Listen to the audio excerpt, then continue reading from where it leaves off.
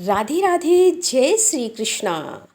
भाद्रपद का पावन महीना आ चुका है।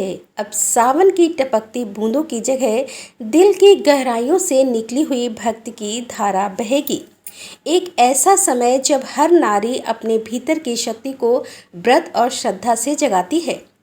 आज मैं आपको ले चलने वाली हूँ एक ऐसी दिव्य यात्रा पर जहाँ हर कथा, हर व्रत आपके दिल को छू लेगा।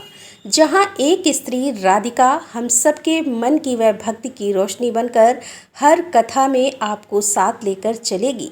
तो चलिए बहनों, मन शांत कीजिए, आंखें बंद कीजिए और चल पड़िए उस पावन कथा की ओर जहाँ श्रद्धा, शक्ति और परमात्मा का प्रेम है।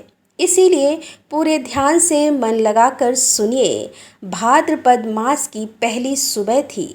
सावन की सुगंध अभी भी हवाओं में बाकी थी, लेकिन आसमान अब शांत था। बादलों की गूंजें पीछे छूट रही थीं। वृंदावन की गलियों में तुलसी की महक के साथ एक स्त्री ध्यानस्थ बैठी थी, राधिका। उसने अपनी सभी सखियों को बुलाया और कहा, बहनों, इस बार भाद्रपद मास में ऐसे नहीं जाने दूंगी।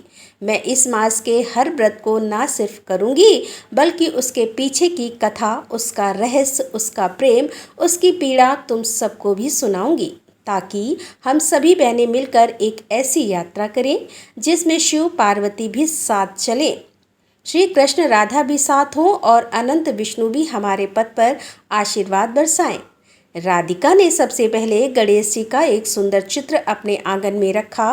पीला वस्त्र पहन हल्दी चंदन से भगवान की प्रतिमा बनाई और कहा, आज हम उस माँ की कथा सुनते हैं जो अपनी मिट्टी से भी पुत्र को जन्म दे सकती है। एक बार कैलाश पर्वत पर माता पार्वती स्नान के लिए गई। उन्होंने स्नान करते समय अपने उपटन की मिट्टी से एक सुंदर बालक को गढ़ा और उसमें प्राण डाल दिए। तू मेरा पुत्र है, माता बोली। जब तक मैं स्नान करूं कोई भीतर ना आए। बालक ने सिर हिलाया और द्वार पर खड़ा हो गया। कुछ समय के बाद भगवान शिव वहां आए। बालक ने उन्हें रोका। माँ ने कहा, कोई अंदर ना जाए। उसने दृढ़ता से कहा। शिव ने समझाया, पर बालक टस से मस ना हुआ। गुस्से में आकर शिव ने अपने त्रिशूल से उसका सिर काट दिया। जब माँ पार्वती बाहर आई और पुत्र को मृत देखा तो वो विलाप करने लगी। शिव को अपनी भूल का आभास हुआ। उन्होंने तुरंत गजानन यानी हाथी के सिर को मंगवाकर बालक के शरीर पर जोड़ा और प्राणों को संचार किया।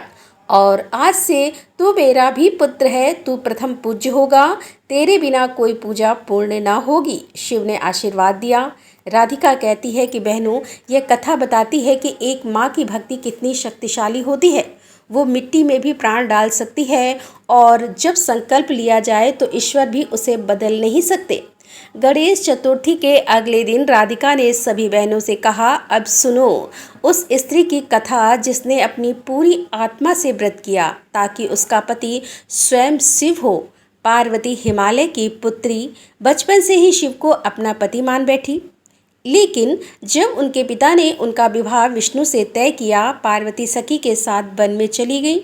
वहां उन्होंने 3 दिन बिना अन्न जल के कठोर तप किया, पत्ते खाए, नदी का जल पिया और शिव का ध्यान किया। शिव ने उनकी भक्ति से प्रसन्न होकर उन्हें स्वप्न में दर्शन दिए। तुम्हारी भक्ति ने मुझे बांध लिया है, शिव ने कहा और स्वयं आकर विवाह का प्रस्ताव दिया। राधिका कहती है कि हरतालिका का अर्थ है जो हर को स्वयं तालिका सखी के संग लाएं। यह व्रत केवल शिव पार्वती का नहीं बल्कि हर नारी की अपनी पहचान और शक्ति की कथा है। अब राधिका की आवाज़ भावुक हो गई।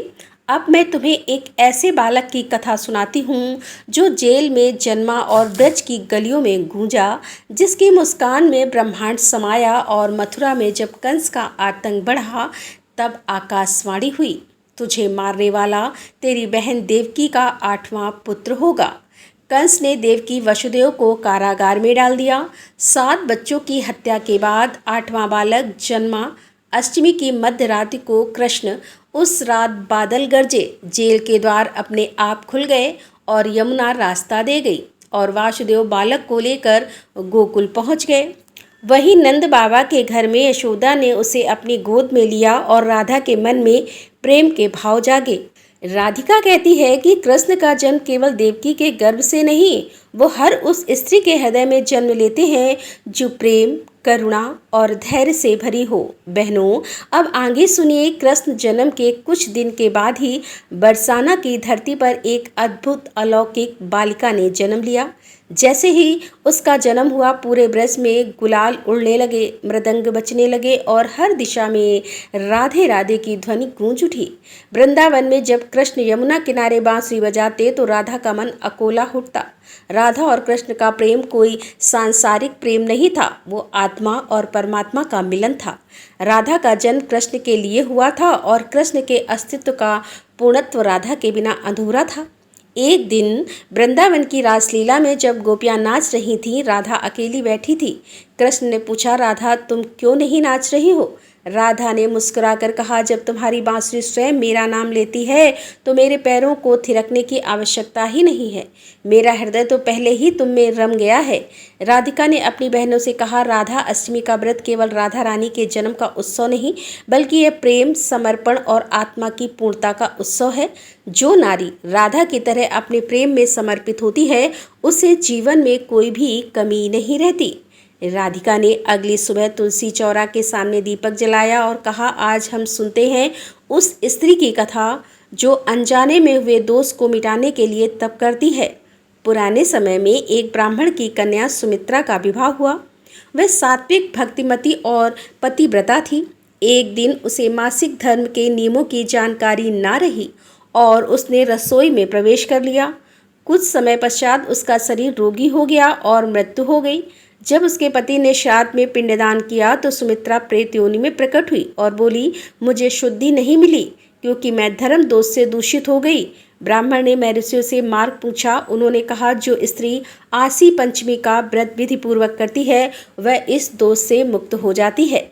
सुमित्रा की छोटी बहन ने यह व्रत किया और पिंडदान किया, तब जाकर सुमित्रा को मुक्ति मिली।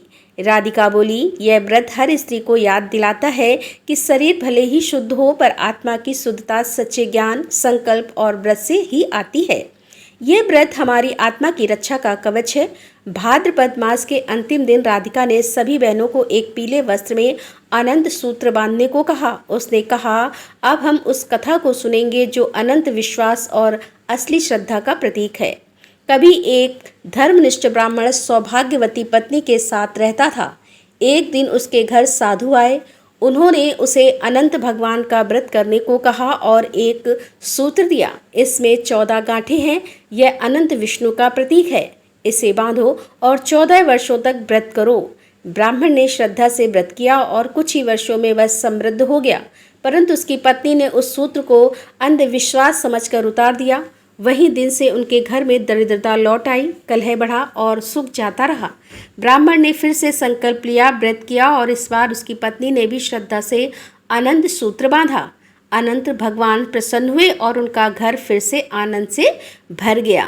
राधिका बोली, अनंत चतुर्दशी केवल व्रत नहीं, यह बताता है कि विश्वास, संकल्प और संयम यह तीनों साथ हो तो ही अनंत की कृपा प्राप्ति होती है।